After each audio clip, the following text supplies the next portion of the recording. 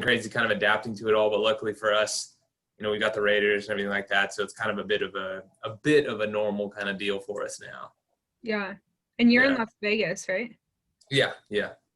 Nice. Are you, do you ever talk to Enzo?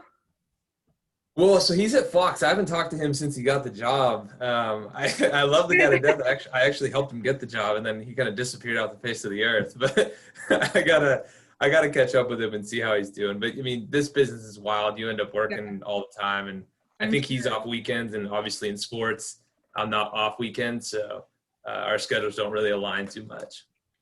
I'm sure, yeah, that makes sense. But that's funny. You guys Las Vegas is such a small town too. It really is. It's crazy because it's not only him, but there's so many people from when I was at KBC that are here. I've 3 coworkers here that I interned with in a KBC.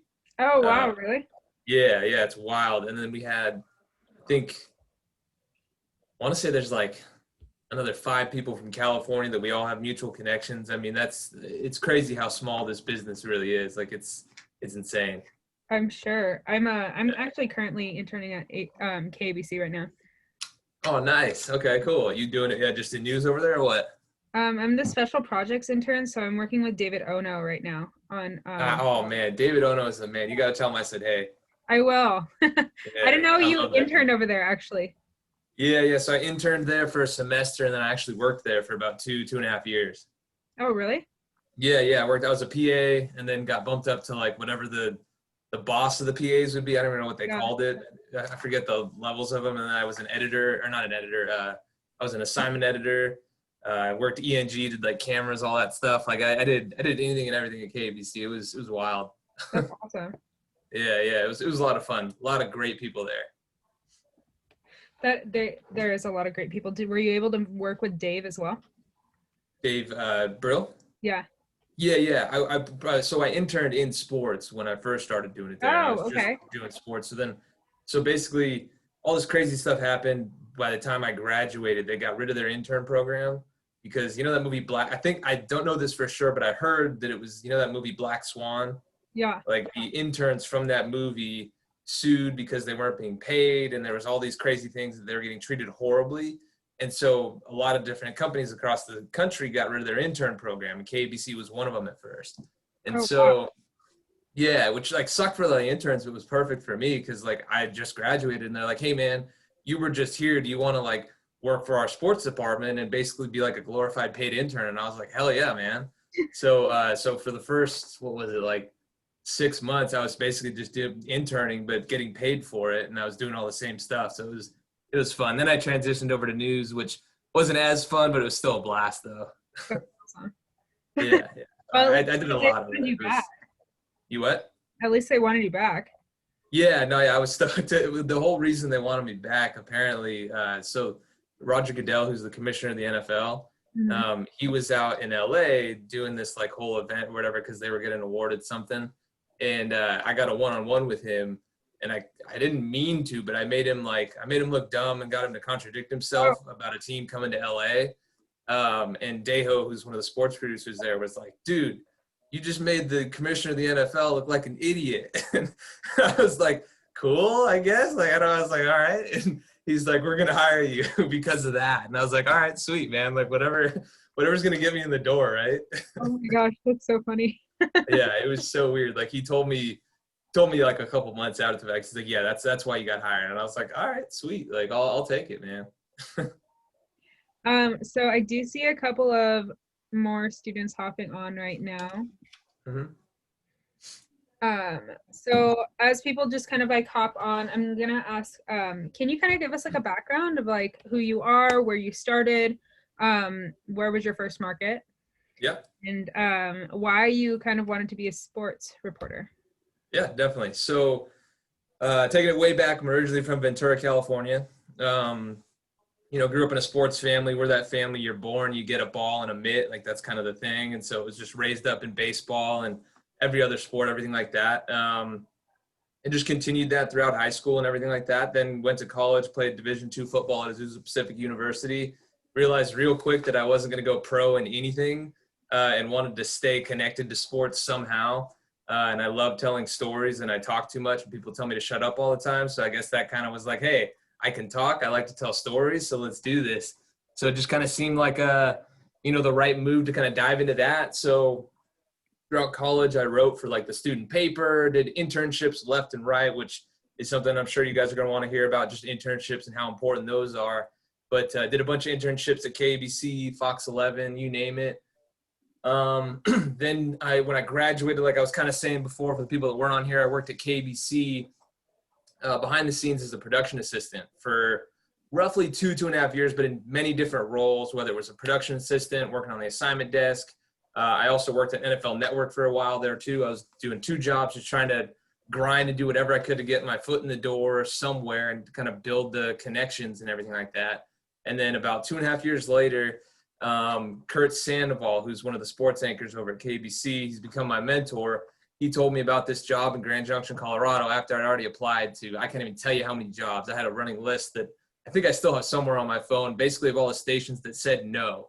And I would look at it all the time and just be like, man, like I'm going to get that job sometime. And I'm telling you, it took a while. There was about a year where I kind of drug my feet and didn't really have a reel, but I finally got one, and it was one that I was like felt good about.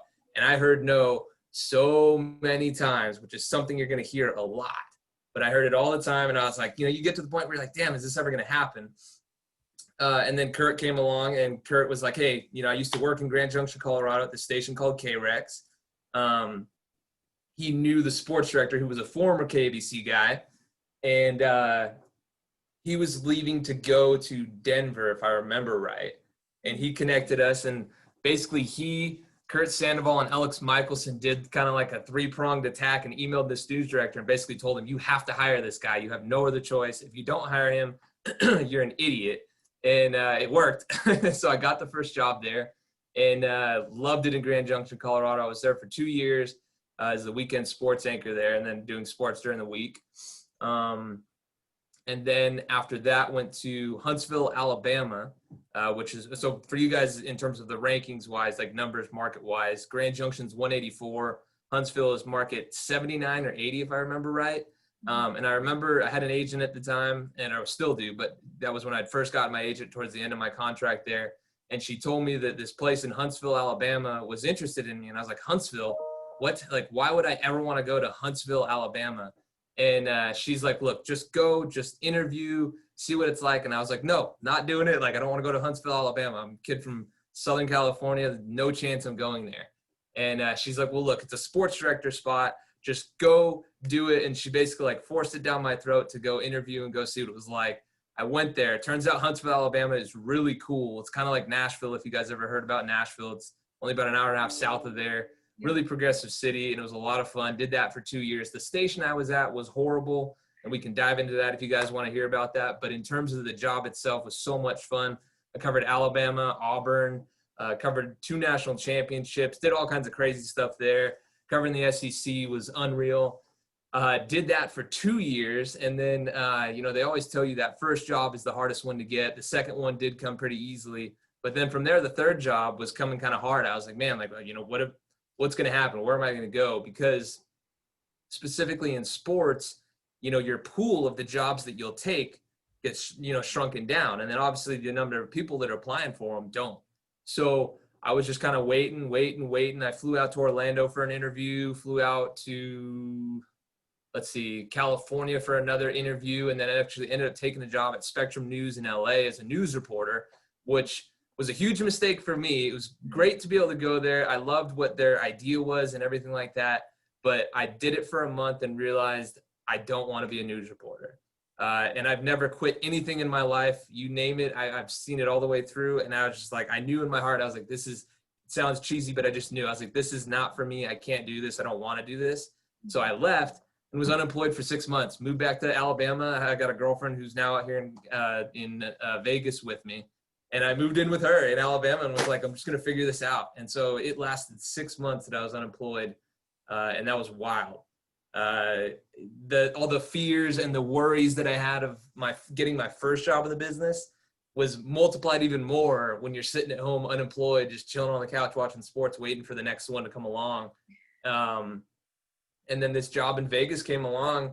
I applied for it. They flew me out, obviously, came and checked it out. And I had that whole like, okay, hey, do I want to go to Vegas? Do I want to live in Vegas? You know, the stigma that comes with Vegas being a party city. Came here and checked it out, much like maybe not wanting to move here like I did to Huntsville. Found out that it's pretty awesome and it's a cool city. And the rest is history. That was about a year and a half-ish ago.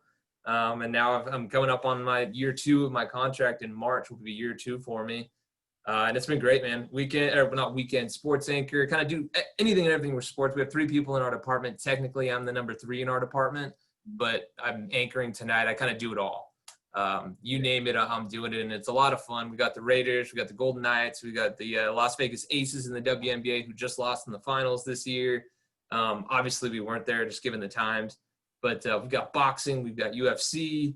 It's crazy. I never realized how much actually came here. The Shriners Open, which is a PGA Tour event, is also here going on right now. I can't tell you how many other events that do come out here. We've got a motor speedway for NASCAR. I mean, it's wild. I knew that Vegas would be a cool city for sports, but I didn't realize just how much of a crazy city for sports it would be and how much comes here. So it's been wild, and it's been an awesome learning experience. And I'm just excited to kind of see where the road takes me. I mean, chances are I'll probably stick around here because in this business, you move around so much until you get to a point where you're comfortable and can wait till you get the perfect opportunity. And I think that's kind of where I'm at right now, which is nice to have, especially after all that uneasiness of being unemployed for 6 months. So long story short, that's kind of how I got here.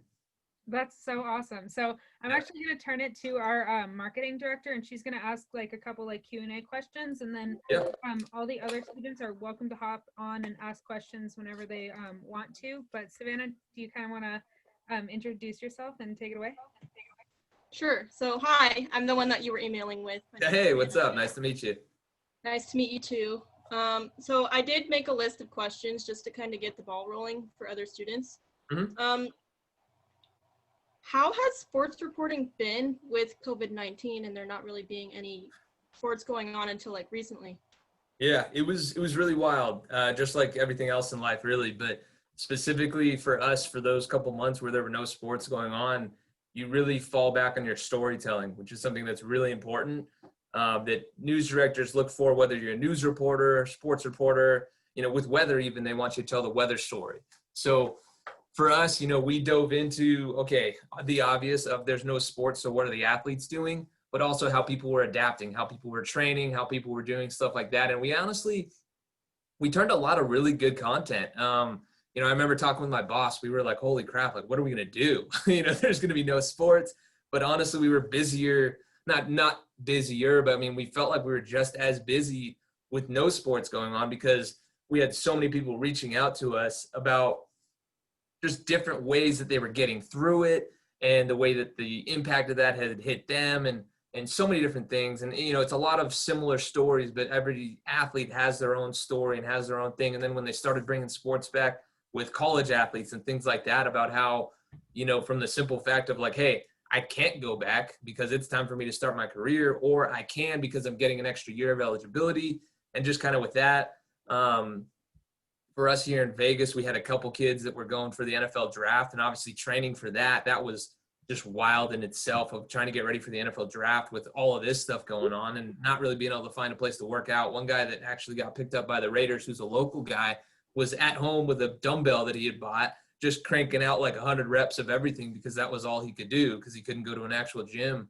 He'd go to parks and run around, stuff like that. So the big thing was making sure that, you have to make sure your storytelling is great for times like that. I mean, you'll use it every day in this business, no matter what your role is, but specifically in a time like that, when you don't have games to actually cover, all you're relying on is your storytelling. So we did a ton of that stuff. I was like, man, I don't know. This is going to be rough. Like, I'm going to be using up all my vacation time, just taking extra days off so I don't have to just sit around.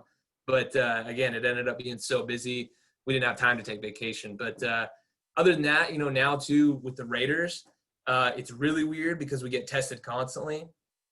Up until a week ago, I was getting tested every single day in order to go to practice. So I was doing daily testing with the nose and all that. If you guys have had it done, it's not enjoyable at all. Imagine doing that every single day. And then you obviously are wearing masks. We can't do any of the players. Everything we do is all via Zoom. And so that's a really weird thing with the Raiders coming here because, you know, we've got some connections with some of the guys, but for the guys that we haven't met before, this is our only interaction, and you have to try and build a relationship with them and get like real good content out of them, which is not always easy. And we're still kind of working on that, much like everyone else is, you know? So that's been one of the biggest things that's been very different. And then obviously on game day, just, you know, only one photographer is allowed in there to shoot it for everyone and just everything like that. So the access has been so different, but it's also changed things in that Zoom is okay for broadcast. We're putting these interviews on there. So thinking about how easy it is to get someone on the horn and be like, hey, we want to interview you. Boom. Okay. We can do it in 5 minutes. So that's kind of been the biggest thing. 1 second. Sorry. One of my directors is asking me a question about something. I got to get back to him. No worries.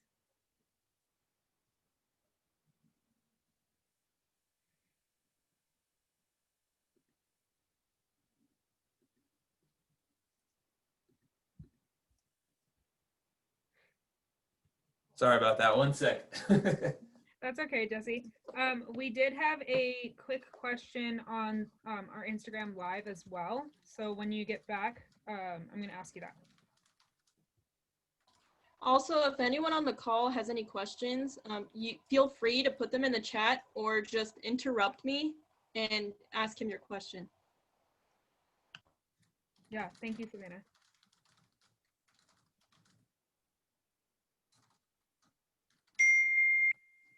Okay. Sorry about that. The directors probably hate me here because I try to do all kinds of crazy stuff with our broadcasts and the monitors and stuff behind us. So he's asking me what the heck I'm trying to do. But anyway, you said there was a question? Yes. Okay. So one of our viewers, his name's Jesse, he did say, I noticed that there's a lot of sportless months. Were speculation and such. What are your what's the industry's opinions on that type of content that you guys were producing? Sorry, what type of content of what? Jesse, can you kind of clarify on this question? I feel like it's a little confusing. Maybe like the idea of like the possibility of not having sports, and I guess how you guys kind of use that content as opposed to what you're used to regularly covering. I don't know if that's what Jesse's trying to ask, but from what I'm getting.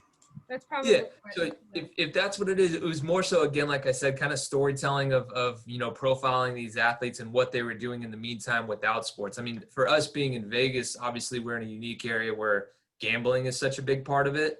And so we were talking to different people that, you know, their livelihood, they're professional gamblers on sports. Mm-hmm. So we were kind of talking to them about what the heck they were gambling on. One of the handicappers we talked to said that people were betting on Russian table tennis, like, and that they had people that had plugs on that. And she was like, yeah, I got a guy that, you know, tells me about these people. He's like, I know nothing about them. I know that they're good at table tennis and his name sounds like a Russian vodka, but my guy's telling me to bet on him. So I'm doing it. Like, and so just different things like that. It was interesting, and seeing, you know, what other people in our positions are doing too. Like I talked to, Jamie Little, who's the NASCAR reporter. She's from Vegas, and we were kind of talking with her when they brought sports back about what it was like for her being part of one of the first sporting events once it was coming back. But again, I guess to the question more about, you know, the possibility of there not being sports for the long haul, I don't think we've ever really entertained that idea because we knew eventually they would come back. It was just more so how people were adapting to not having sports and what people were filling that time with. Yeah. Bea, do you kind of want to ask your question? Okay, so hi. Hey. What is the hardest sport to cover and why? Honestly, that's going to be a question that'll be different for everybody, or an answer that'll be different for everyone, you know, based off of, you know, what your sports are and your kind of core sports that you cover. But, you know, it's usually the more unique ones are tougher to cover just because you simply don't cover them all the time. You don't know much about them. In my first market, you know, again, I'm from Southern California. We didn't have lacrosse. And so in my first market, I had to cover a lacrosse team, and it was actually a pretty good lacrosse team. I didn't know a damn thing about lacrosse, and I'm out here trying to talk about it on TV. And so, like, I'm literally sitting there on Google, and I got this other book too that I got from college that's called Covering. It's basically like about covering local sports, and it has everything from like badminton to table tennis, whatever. I mean, it's got the rules of everything. So I started looking through that, figuring that out, and being like, all right, what do I need to know about lacrosse, and tell me everything about it. different things like that. Even for me, volleyball was big in Southern California, but I didn't grow up playing it or watching it. So that was unique, just getting used to the verbiage and things like that. So when you come across new sports, in America, for us, it's obviously, football, basketball, baseball, and what am I missing here? Football, baseball, basketball, and oh my gosh, and hockey are the other big ones for us, but not even necessarily for North America hockey, but those are the sports that we all know that we've kind of grown up with, and they're thrown in our face all the time. But again, these other ones that are more unique. Even for me, I've covered hockey throughout my career, but when I first started covering hockey in the minor leagues, it was like, okay, you take this time to learn it. And that's one thing for you guys too. Once you do dive into those first markets and you're covering sports that you don't really know much about, ask those coaches and players for the ins and outs and for the details of it, because they'll give you that insight, because it's better to take those lumps and learn it there before you get to a bigger market where you're interviewing people in the pros and they expect you to know kind of everything about it.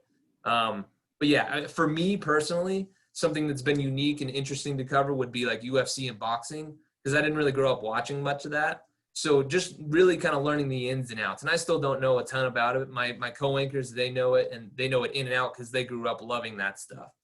For me, that just wasn't something I was super into. So I do as much research as I possibly can. And obviously, there's not a minor league in Vegas that I can go to kind of learn these things. So I'm asking these pros for different tips and things like that on how to kind of better myself when we do go out for these interviews and stuff like that.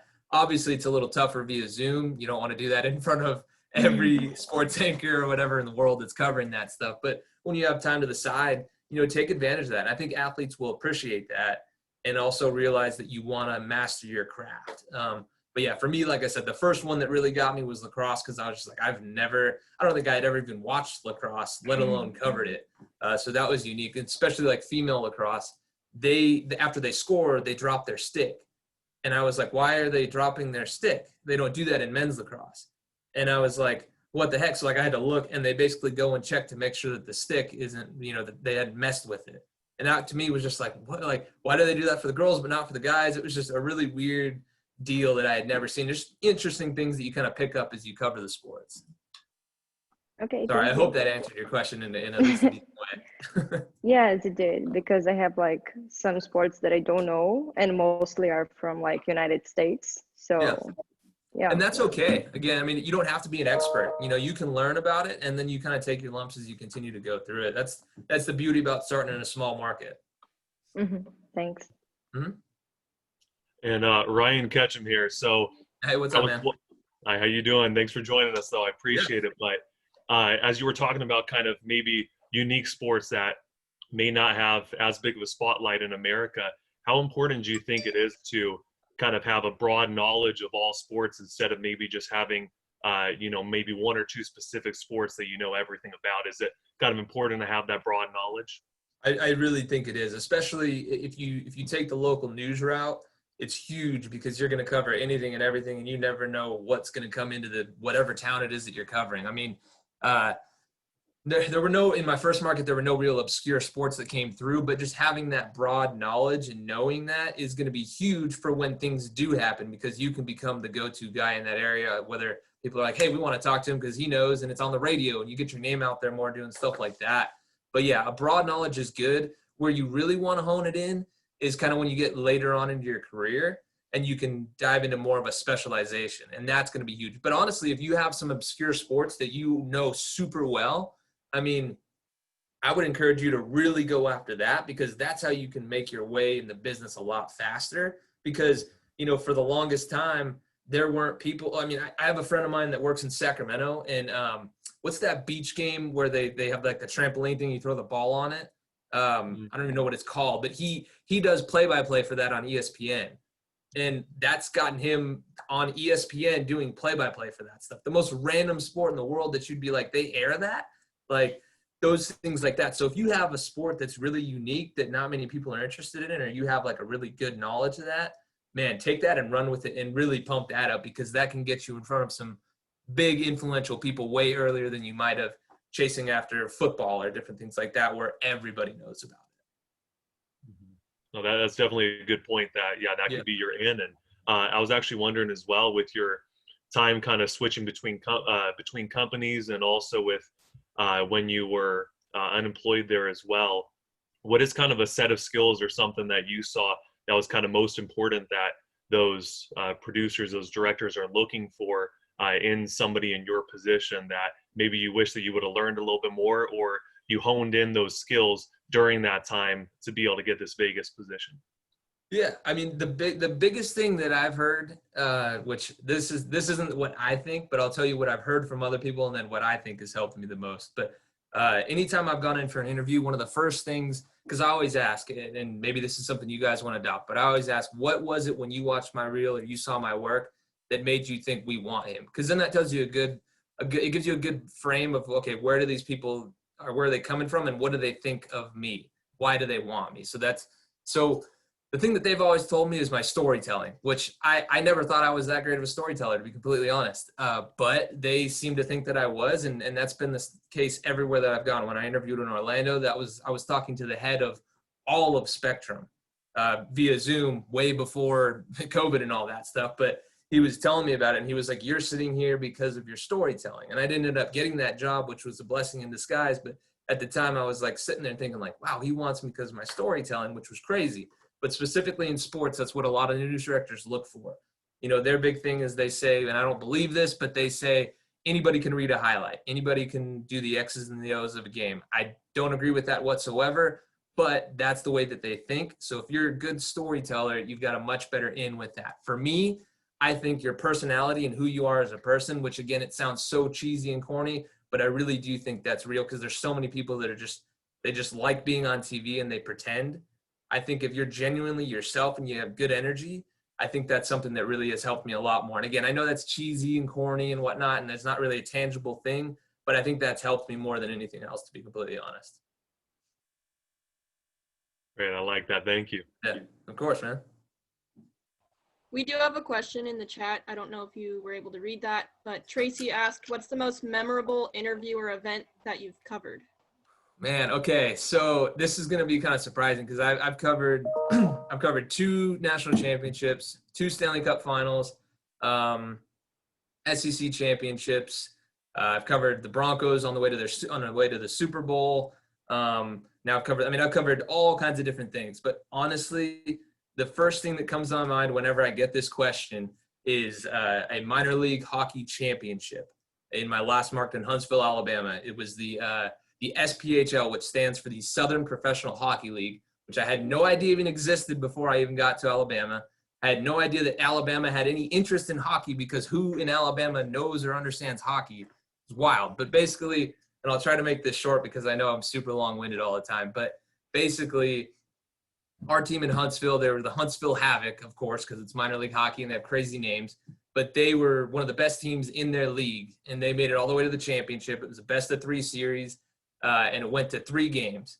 And so game 3 was up in, I don't even remember the name of the town, but it's another local TV market up in Chicago, or up in Illinois, middle of nowhere. It's a horrible little town. If I ever think of it, I'll have to tell you guys, don't move there, because it was so bad. Peoria, that's where it was, Peoria, Illinois. And sorry if anybody's from there, but I went there and I was like, man, this place sucks. But I drove, I think it was like 8 hours to get up there, all by myself. I'm MMJing it because our station was cheap as hell and didn't want to send anybody with me. And I was the only local TV station that went up there to cover this championship. And so I drive up there. They put me up in a hotel, thank God. A lot of stations would just make you drive up there, make you cover it and turn around, but they thankfully didn't do that to me. Covering the game and everything like that, and our team wins. And I'm down in the locker room, and they're spraying champagne everywhere. And again, I've covered 2 Stanley Cup championships when the Kings won it in LA, and it was great. And I grew up a Kings fan.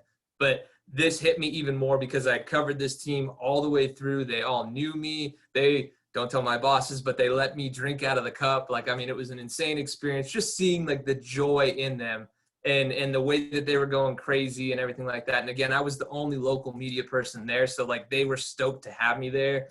And I got honestly some of the best like sound and reaction I think that I've ever had in my life. These guys that make nothing. I mean, I'm telling you, they make maybe $10,000 for the entire year. Like they're doing this because they just love hockey, and they're not going to make it to the NHL. There's one guy that I know of that has made it out of the SPHL to the NHL, which is funny because I actually cover him now. His name's Ryan Reeves, plays for the Golden Knights, but never in a million years that I thought I'd ever meet anybody that came out of this league. And these guys just went wild. It was so much fun. Their PR guy took the camera from me and was like shooting everything, running around the locker room, getting stuff from the guys. And like, I did a stand up with all of them, and it's in one of my reels, but I did a stand up with all of them behind me.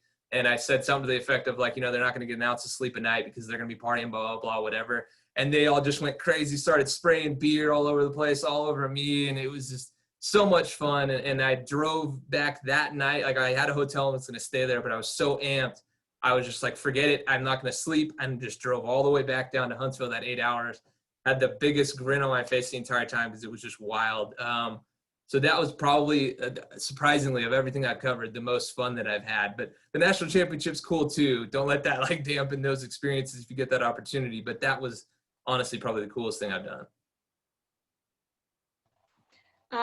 Beatrice, she did ask another question. Are there a lot of opportunities to cover soccer? Since it's mostly like football. There honestly are, because you don't realize how many different leagues there are, and especially with the USL, the United Soccer League. We've actually got a team out here, the Las Vegas Lights FC. Got to represent with them right here. They gave me this scarf. You'll see too when you guys get into this business. Your office decorations all come courtesy of the teams that you cover. You don't put anything up; they give you everything, which is great. But so there are plenty of opportunities. You just have to know where to find them. And again, much like in local news, you got to be willing to go wherever that opportunity is. So I mean, if you're interested in covering soccer or doing like play-by-play, would be a great way to do it, to be one of the play-by-play people for one of these teams. You just got to be willing to move to the middle of nowhere and probably take on other duties of your job, to basically where you'll be like their PR person / their broadcast person as well. So you kind of have to wear a lot of different hats. So if you're interested in play-by-play, that's one way to do it. The United Soccer League, and they're basically a tier or two below MLS. That's a great way to cut your teeth in there. There's a lot of guys that used to play MLS and things like that have worked their way back down or are working their way up. Lots of coaches with experience of that. The coach of the Lights, actually, just this year, weird situation. He was an interim coach for the year, but he had won 2 MLS championships. So you never know who you're going to cover and where, and who's been where. So even though it's a small deal, there's so many people that have so many connections within the sport. So definitely chase after those opportunities if you're really interested in soccer. Beatrice, I think it was, definitely go after the USL. I think would be a good opportunity if you're really interested in soccer. I do. So you mentioned that you're. So what is it like moving somewhere else where you're not really root for your home teams? I'm Are sorry, you kinda... You're cutting up a little bit. What's worked for me sometimes when what's happened is I've just done strictly just audio and removed the video cam, and that I became clear through audio. I don't know if you want to try that or. Just real quick before we get to that question, I got the chat up now. I saw Alejandro asked me about internships. Internships are massive. I mean, biggest, and that's the best advice I could give you, is to do as many internships as you humanly can do. If you have to do 10 internships, do it. I had 3 of them essentially before I started working in the business, and they paid off so much. That's where you make your connections, and they may not help you for your first job or your second job, but third, fourth job, when you have those connections in bigger markets and bigger cities, those are the people that are really going to be able to help you out and build those relationships with you. And the other thing I could say, when you do the internships, stay in touch with these people, because you don't want to be the person that only hits them up when you need something or hits them up totally out of the blue. Make sure that you stay consistent with these people, update them on your life, give them your reel, ask them for critiques, ask them how their life is going. Just reach out to them out of the middle of nowhere, and they're going to be like, what the heck? Why is this person texting me? And then later on at some point, which it's not about this, but later on at some point, they will be able to help you out. So internships are massive. So Savannah did, thank you for that, Jesse. I appreciate that. Of course. But Savannah did also have a question. What is it like being a fan of teams such as the LA Kings, or having to move somewhere else that you can't root for your home team? I mean, so take this advice with a grain of salt, because this is just my own personal opinion. And my boss shares the opinion too. But there's a lot of people in sports journalism and in journalism as a whole, and I get it, but they say you can't be a fan. I think that is total BS. You can be a fan and still not be biased. You just have to make sure that you balance the two. And so for me, again, I grew up as an LA Kings fan. I wasn't a massive LA Kings fan, and I've kind of, my hockey fandom I'm a bit of a mercenary with that. Wherever I move to, that's the team that I root for. So right now, shamelessly, I'm rooting for the Knights, even though I know that's turned into a rivalry with them.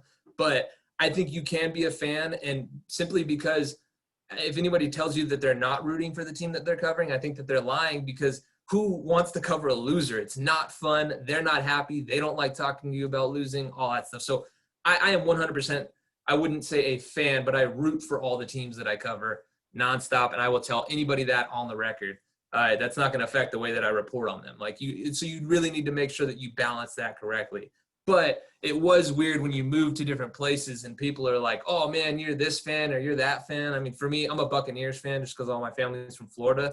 So I grew up everywhere that I lived. Everyone was like, why the hell are you a Bucs fan? Or like, what are you doing here? Why do you root for the Bucs? All those different things. And so even when people here in Vegas now find out that I worked in Colorado for my first market, they are like, oh, so you must be a Broncos fan. And I'm like, no, I'm not a Broncos fan. But like, I did root for them, So as you move along, you probably don't have a pulse if you don't inherit some of your teams that you're covering and start to root for them. Because like I said, you become close with these people and you build relationships with them. So it's hard not to root for them. So when people have told me, or I hear people give people advice not to be a fan, I don't like that advice at all. But be a fan, but also be objective in the way that you report on them. You should need to be a level-headed fan that reports on the good and the bad. You just got to keep it real. That's basically, how I let it boil down to it on that stuff. But it is odd, not being able to do it. Like one thing, sorry, I didn't mean to cut you off, but we're going to be covering the Buccaneers playing the Raiders in 2 weeks here in Vegas. That's going to suck because football is my number one sport. I've grown up a massive football fan my entire life. So this is going to be a real big test of my fandom, because this is going to be the first time where it's like, okay, this is actually my team, covering the team that I have covered for a while now, and that now that I have to root for because it's my city now. And I will tell you this, and I haven't told many people this, and I know this is live on Instagram, so I'm going to be outed, but I grew up hating the Raiders more than any team ever in my entire life. I hated them when I was a kid, and now I'm covering them. And again, I don't carry that hate over into my coverage at all whatsoever. But it was definitely weird being like, wow, I'm going to cover these guys. But now, again, it's just that thing where you kind of mature and grow as you move through your thing, and your fandom changes a bit. But again, rooting for them, but I'm still going to cover them the same no matter what it is. I did have a quick question before we move on to Savannah's and Shelby's question as well. Did you always want to be a sports reporter? Was that always something you wanted, like you grew up wanting to do? As long as I can remember, to be honest, there's no for me, there was no moment where I was like, this is what I want to do. It was just kind of always like, hey, I want to be in sports. And then this came along and I was like, this is awesome. I love it. So as long as I can remember, yeah. I mean, when I was a kid, I was obsessed with dinosaurs. So like my family thought that I was going to be a paleontologist or something like that. So that was like the only other career that I think I have ever possibly had. My mom wanted me to be an engineer, but I don't think she realizes that I'm not smart enough to be an engineer. So she's happy with what I'm doing now. So yeah, as long as I can remember, this is what I've wanted to do. That's awesome. So Savannah's question, you mentioned that you did have an agent. Would you recommend that for aspiring journalists? So it's an interesting situation with that. I think I wouldn't recommend doing, so basically, I don't know if you guys know how the structure of an agent works and everything like that, but they're going to take a percentage of your salary basically. And so for me, I get a percentage of my salary taken out every paycheck basically. And it's a big chunk of money. It's not a little amount. When you guys go looking for agents, if you do it, roughly around the 10% range is standard. 10% is high. That's very high. Don't let anybody take 10% from you.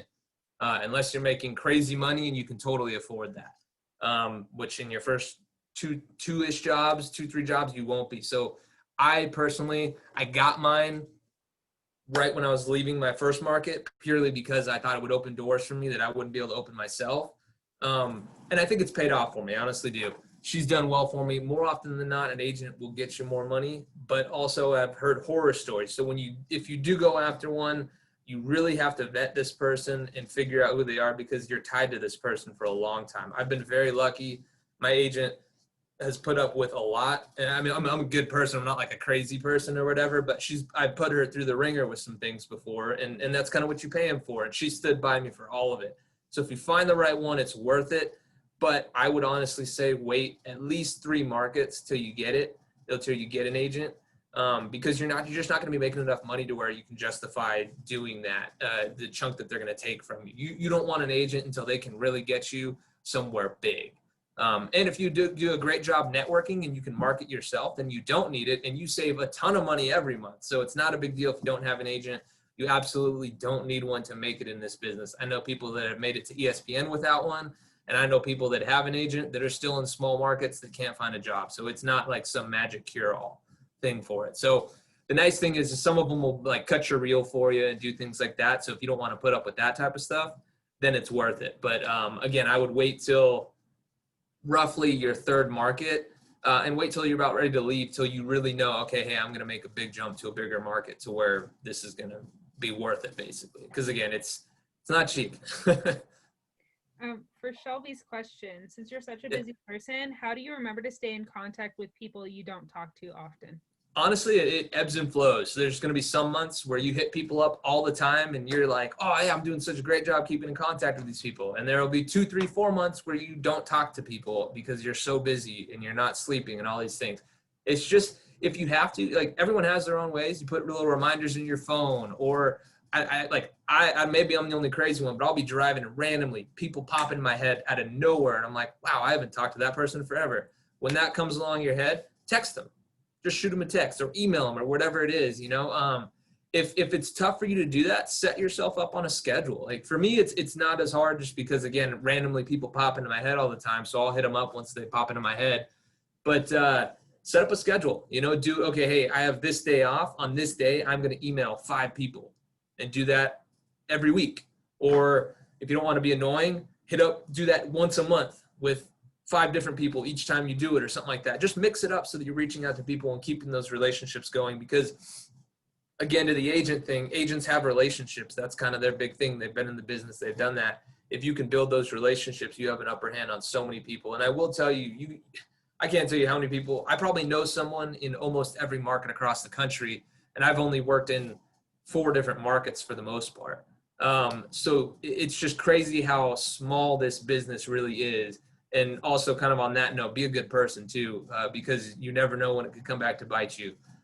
If you wrong somebody or something like that, you know, just treat people right. You know, be you, treat people right, and build those connections. But again, just do the work to reach out to people, because it will pay off in the end. Kind of like going back to sports, how did sports kind of change since COVID did start? Yeah, so I mean, it's still obviously no fans at most places. For us here in Vegas, Mark Davis, the owner of the Raiders, has said that he's not going to have any fans. If he has to tell one fan that they can't come in, he said that he's not going to have any fans whatsoever, which I can respect. You know, I get that. He wants to open this stadium right. So that part of it's been really weird. I'll tell you, the weirdest thing for me was the first home game for the Raiders here when they played the Saints on Monday Night Football a couple weeks back. We had been to practices at Allegiant Stadium with them, and there had been no fans, and we were like, oh, this is probably what it's going to be like. But the weirdest thing was being there, and they score a touchdown, and it's quiet. The audio that you hear over a football broadcast of the fan noise, that's not inside the stadium. They don't play that at most places, and they don't do that at Allegiant Stadium. So you just kind of hear the sounds of the game, which is cool but weird at the same time, because you don't have that like buildup of when there's a long touchdown pass, like, oh, it's just quiet, and then you hear the players cheering. And the other thing that really threw me for a loop was, like, those of you that played football or went to football games and stuff like that when you were a kid or in high school, you know, you hear on the sidelines, you hear the teams going like, defense, like stuff like that. Well, the Saints were doing that.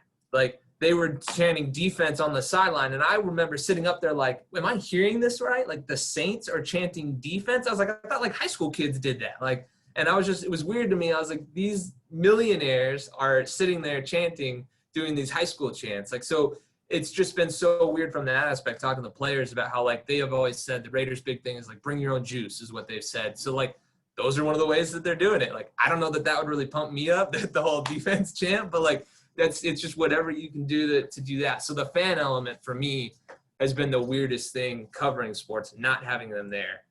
When we covered the lights, when they first came back, you could hear crickets in the stadium. Like literally you could hear crickets. I'm not even joking about that. Like that to me was weird.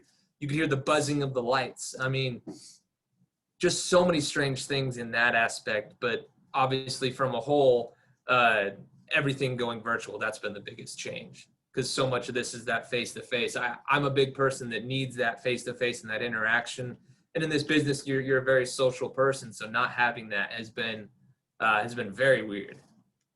With sports kind of going like virtual with everything, are you Yeah. able to still get the interviews with the players after? Oh yeah. Every team has been really good about, to be honest, some teams have been better about providing you with interviews and access and things like that virtually. So yeah, that's all been fine. The access has been fine. Content in terms of getting the video, because a lot of times they won't allow us to shoot it. They won't allow us to send our photogs there. So sometimes they'll do it in-house and then they'll send it to us. So basically everything is uploaded to a server, or they'll email it to you, or WeTransfer. If you guys don't know what WeTransfer is, you will learn, and it is a lifesaver when you're working in this business.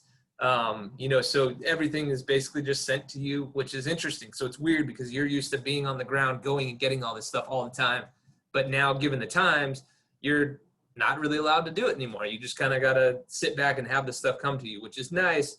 But also, too, you want to be able to be there and get it and feel the energy of some of that stuff. So, yeah, access has been good. It's just, again, in a virtual sense. Yeah, I'm sure. So question from Bea. Have you covered any international sports competitions? I don't think that I have. Nothing comes to top of mind. I know that we had an international soccer game out here last year, but it fell on the time around my birthday, so I was actually out of town for that week. So I don't think I've ever covered anything internationally. We cover the Olympics at our station because we're NBC, and we send a crew out there, but obviously that's not happening this year, just given the times. Yeah, which is understandable. Yeah. But it's so cool that you guys still cover the Olympics. Yeah. Cassidy did ask, what is your opinion on how the NBA handled the finals in Florida?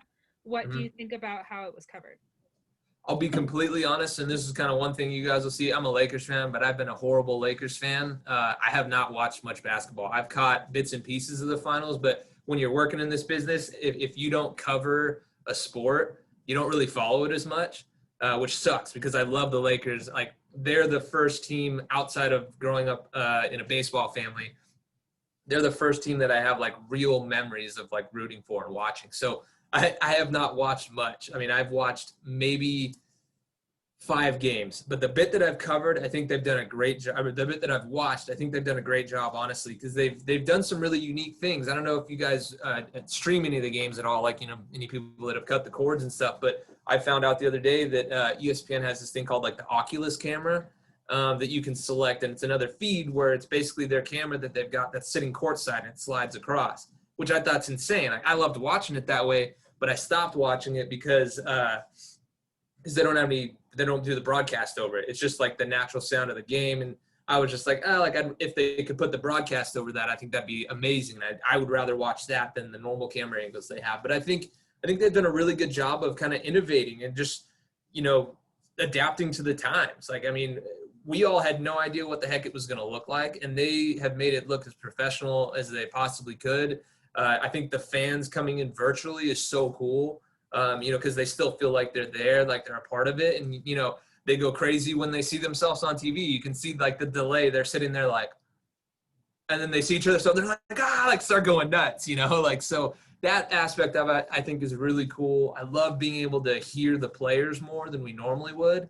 When you start hearing things and stuff like that, it's just, to me, those are very interesting nuggets that we've gathered out of that. And going into a bubble, I couldn't imagine. I think it's Malika Andrews, I believe is her name, from ESPN, that's been out there in the bubble. And I was watching the other day, and she had said that she was there at the time for 100 days in the bubble.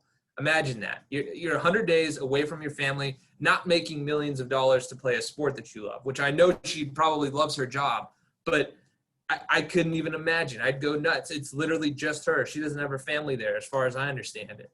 and she is stuck in there, and she had to stay in her room for like 5 days, the first 5 days when she got there, and she's doing live shots and doing all that stuff. I mean, that to me would be wild. I would totally sign up for it just for the experience of it, but it's just such an interesting and different thing that has become normal now. You know, I mean, we very well could see these teams go back into a bubble next year. Hopefully we don't, but we could see something like that happen as next seasons kind of start to roll around, or they plan for that. So I think they've done a really good job, you know, given the situation. And even some people have called games remotely.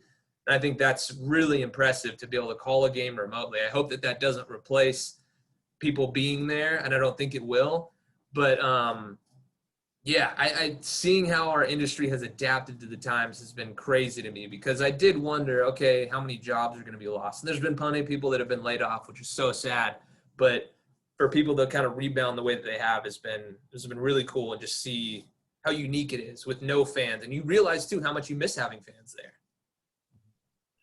One thing that I've noticed from being a play-by-play commentator for about 6 years is no matter kind of if it's a local high school game or it's kind of a higher level game, there may be more moving parts, but it's kind of the same. You're still covering the game. So with going from being a D2 receiver to now covering, you know, these big time professional sports, covering an NFL team, covering all these teams in your area, how was that transition for you, and how are you kind of able to stay in the moment and realize that it's kind of just the same thing, just at a higher level? That's the thing. You know, it's human nature to make it bigger than it is in your own head. You know, on your first day, you're nervous. You know, you guys will realize it too. Like those of you that haven't gone live on air for real yet, you know, when you first do it, you're going to be like, oh, you're going to be so nervous. Your pits sweating like crazy. Like you're going to be going nuts, you know, and then it becomes normal. But I'll tell you this, I've been doing this again since 2012. I still get a little nervous, the butterflies, you know, before you go on air. And again, you just realize, and that's something, you said it perfect, man. Like it's the same thing everywhere, whether you're covering junior high school sports, which thankfully I haven't had to actually cover since being paid to do this, but whether it's high school or whatever it is, you know, to the NFL, to whatever, it's all exactly the same. It's just faster. You know, you need to pick things up faster. And that's the same about everything, whether it's your editing, you know, writing your things, producing, like it gets faster, just as if you were moving up the ranks of high school to college to the pros. You have to continue to get faster at everything. That's really what it boils down to, but not lose the same edge and the same preciseness that you had.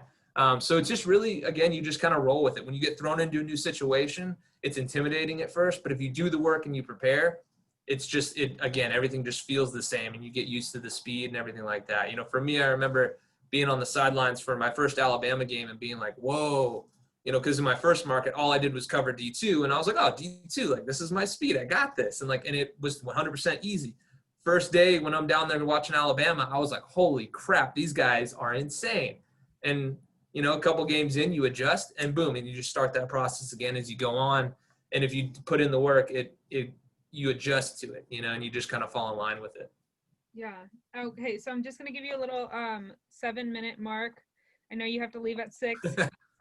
So just before I forget to go ahead and pass my info along to anybody in here. If you guys have questions that I don't get to, I will get back to you guys as soon as I can. It may take a couple of days, but if you got questions, seriously, hit me up. Like I'm all about paying it forward in this business, because I had people that did it for me. So anytime I can help you guys out, let me know. What's your email again, so I could put it in the chat for everybody to see? Yeah. So best one's going to be JESSEMERRICK08@gmail.com. Okay, perfect. And just make sure and put in there that you guys met me via this, just so I know who I'm talking to. CSUN RTDNA. But yeah. I am going to ask Savannah's question. So what would you suggest to have in your reel to stand out from other reporters, specifically in sports? Honestly, I mean, there's no specific thing. The thing that news directors are looking for is what you look like and what you sound like. We're in a visual business. Let's be honest. That's what it is. They're going to be looking for those things in a reel. So in your first 30 seconds, but really not even necessarily even just 30 seconds, in your first 3 shots, you better look good. You better sound good. and you better sound like you know what you're talking about. So those are really the three main things, whether you're doing sports, news, weather, whatever the heck it is. You know, make sure you look good, make sure you sound good, and then you know what you're talking about. To be honest, for the first 3 clips, they're not even listening to what it is you're talking about. They're looking at you and seeing what you sound like. So really the content of it isn't going to be a big difference. You know, just have the stuff that you want to front load it with the things where you look and sound the best.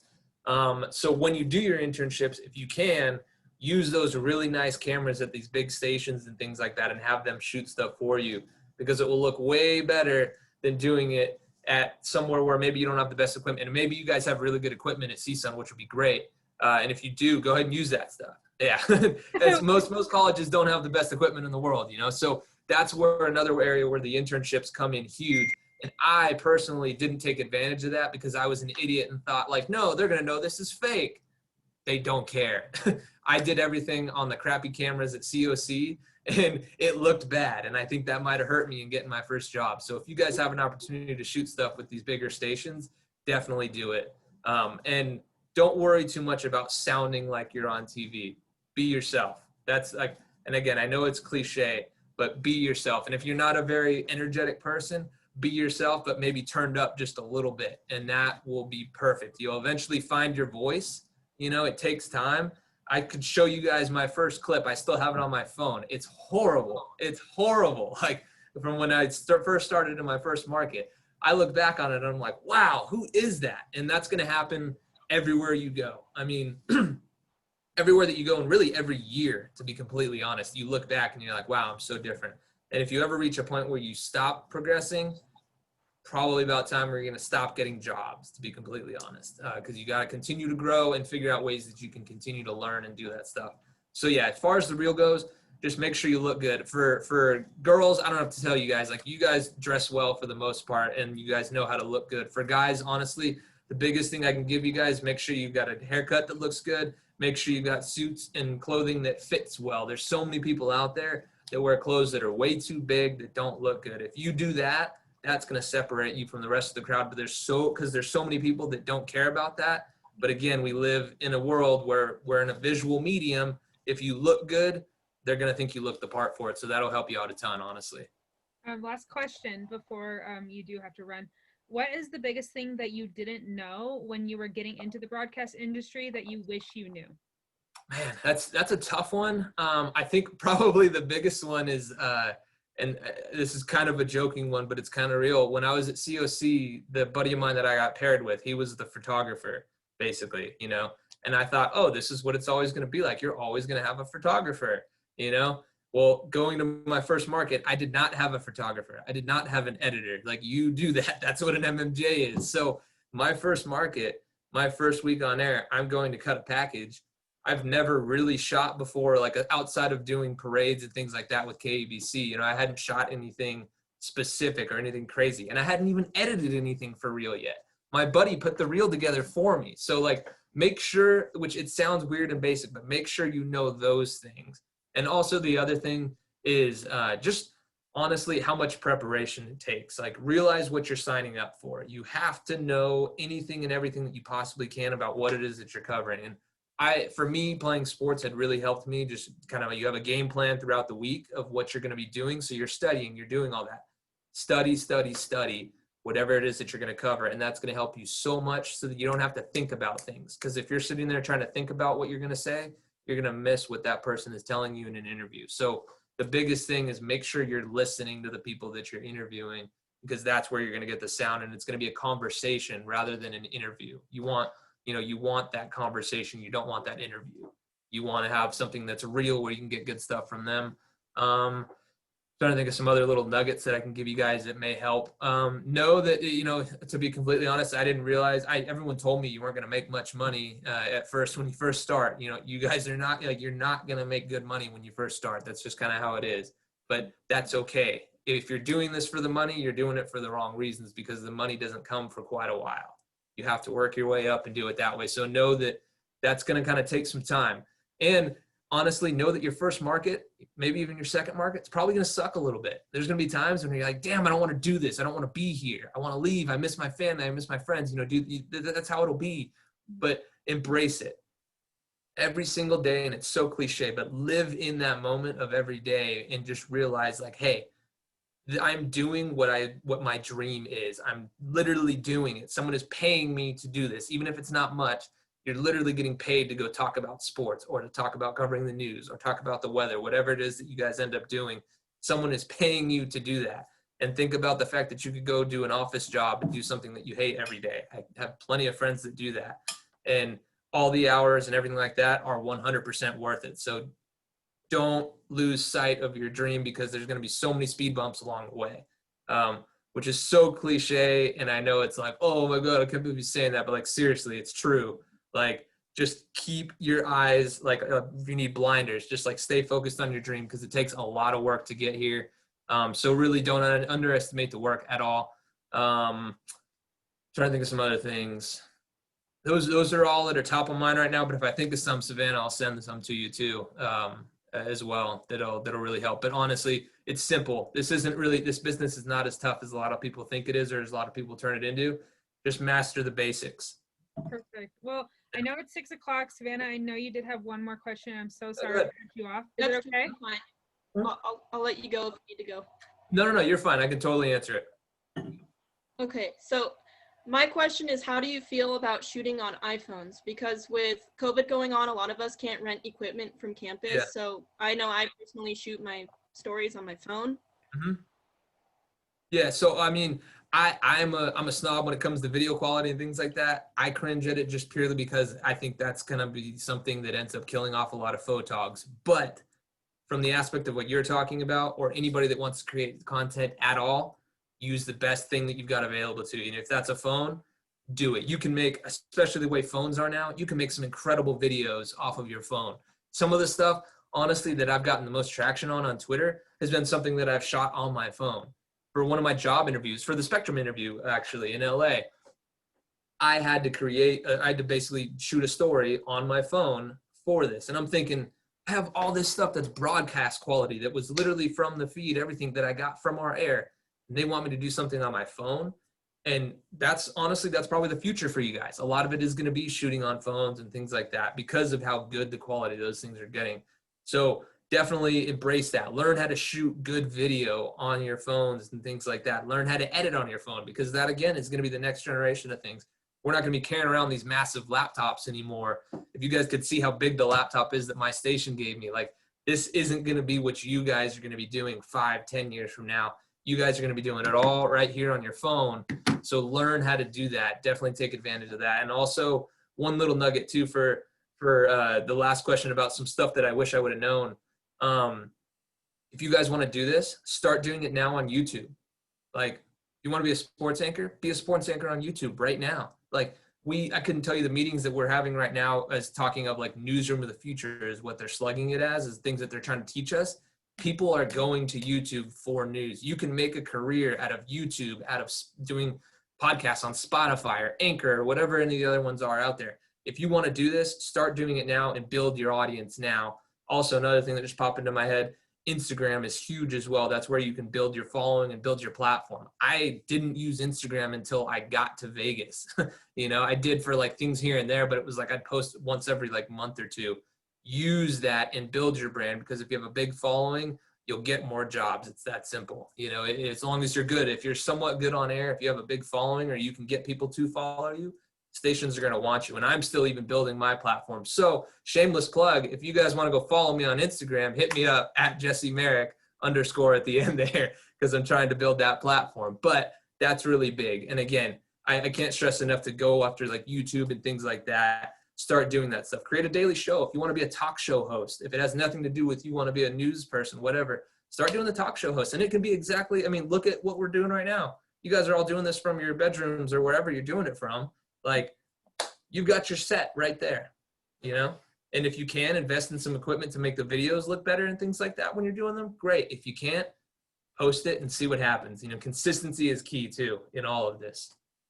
Awesome. So sorry, I just threw out like 50 million things right there. Thank you so much, Jesse. I really, really appreciate your time, and thank you for hopping on here. I know that you do have to rush, but everybody does have your email. I'm also going to share it with our other members that were not able to make it today.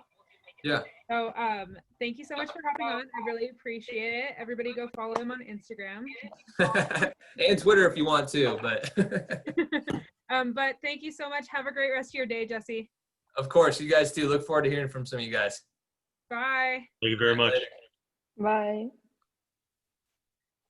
Awesome. Thank you guys so much for coming. I really appreciate you guys hopping on today.